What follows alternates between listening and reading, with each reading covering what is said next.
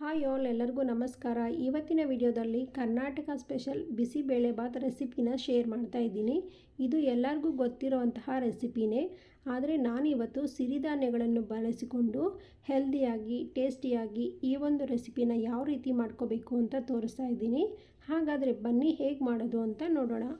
ನೋಡಿ, ಮೊದಲಿಗೆ ನಾನಿಲ್ಲಿ 1 ಕಪ್ ಸಾಮೆಯನ್ನು ತೆಗೆದುಕೊಂಡಿದ್ದೀನಿ. ಅದರ ಜೊತೆಗೆ 3/4 ಕಪ್ಪಷ್ಟು ತೊಗರಿಬೇಳೆನ ಸೇರಿಸಿ ಈಗ ಇದಕ್ಕೆ ನೀರನ್ನು ಹಾಕ್ಕೊಂಡು ಒಂದೆರಡು ಸಲ ಚೆನ್ನಾಗಿ ತೊಳೆದು ತೆಗೆದುಕೊಳ್ಳೋಣ. ನಂತರ ನಾನು ಇದಕ್ಕೆ ಕ್ಯಾರೆಟ್, ಬೀನ್ಸ್ ಹಾಗೂ ಬಟಾಣಿನ ಸೇರಿಸ್ಕೊತಾ ಇದ್ದೀನಿ. ನೀವು ಬೇಕಾದರೆ ಇದಕ್ಕೆ ನುಗ್ಗೆಕಾಯಿ, ಆಲೂಗಡ್ಡೆ ಸಹ ಸೇರಿಸ್ಕೋಬೋದು. ಟೇಸ್ಟ್ ಇನ್ನೂ ಚೆನ್ನಾಗಿರುತ್ತೆ.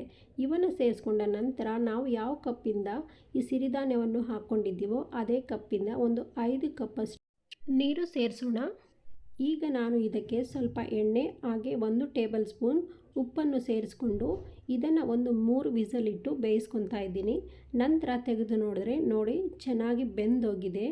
ಈ ಟೈಮಲ್ಲಿ ನಿಮಗೇನಾದರೂ ಕನ್ಸಿಸ್ಟೆನ್ಸಿ ಇನ್ನೂ ನೀರಾಗಿ ಬೇಕಂದರೆ ನೀವು ಬಿಸಿ ನೀರು ಸಹ ಸ್ವಲ್ಪ ಆ್ಯಡ್ ಮಾಡ್ಕೋಬೋದು.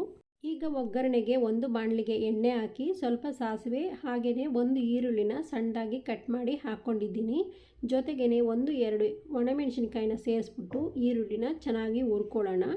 ಈರುಳ್ಳಿ ಮೆತ್ತಗಾದ ಮೇಲೆ ಇದಕ್ಕೆ ಸ್ವಲ್ಪ ಕರಿಬೇವು ಹಾಗೆಯೇ ಸ್ವಲ್ಪ ಟೊಮೆಟೊನ ಸೇರಿಸ್ಕೊಂಡು ಟೊಮೆಟೊ ಮೆತ್ತಗಾಗೋವರೆಗೂ ಹುರ್ಕೊಳ್ಳೋಣ. 1-2 ನಿಮಿಷ ಹುರ್ಕೊಂಡ ನಂತರ ನೋಡಿ ಟೊಮೆಟೊ ಈ ಥರ ಮೆತ್ತಗಾಗಿದೆ.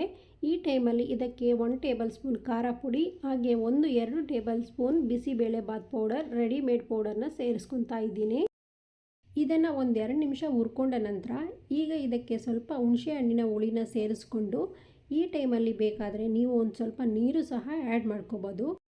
ಈಗ ನಾನು ಇದನ್ನು ಸಿಮ್ಮಲ್ಲಿಟ್ಟು 1-2 ನಿಮಿಷ ಚೆನ್ನಾಗಿ ಕುದಿಸಿದ್ದೀನಿ. ನೋಡಿ, ಆಯಿಲ್ ಸಪ್ರೇಟಾಗಿ ಇದು ಚೆನ್ನಾಗಿ ಬೆಂದಿದೆ.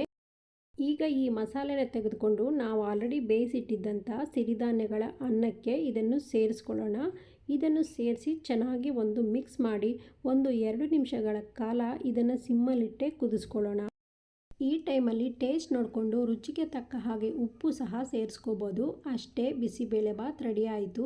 ತುಂಬ ಆರೋಗ್ಯಕರವಾಗಿ ಹಾಗೂ ಟೇಸ್ಟಿ ಆಗಿರುತ್ತೆ. ನೋಡಿದ್ರಲ್ಲ ವೀಕ್ಷಕರೇ, ಈ ವಿಡಿಯೋ ನಿಮ್ಗೆ ಇಷ್ಟ ಆಗಿದ್ದರೆ ಲೈಕ್ ಮಾಡಿ, ಶೇರ್ ಮಾಡಿ ಹಾಗೆ ಮರಿದಿರ ನನ್ನ ಚಾನಲ್